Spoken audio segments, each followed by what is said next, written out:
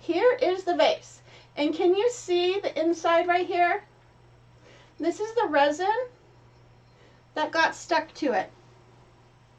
And I just wanted to show a really quick tip because I'm not going to be able to show it with this video because the one I'm going to do today needs to cure.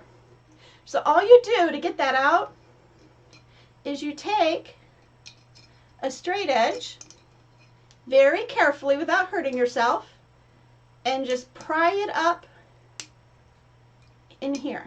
Whoops. And see, it just starts popping right off.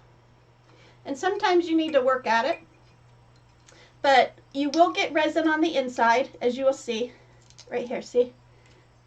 And then it's nice and clean on the inside. So there is a little bit of cleanup work with these vases, and I just wanted to go show you now before I forget. And you just peel it off. And then it looks a lot cleaner on the top because you can't see that weird shadow.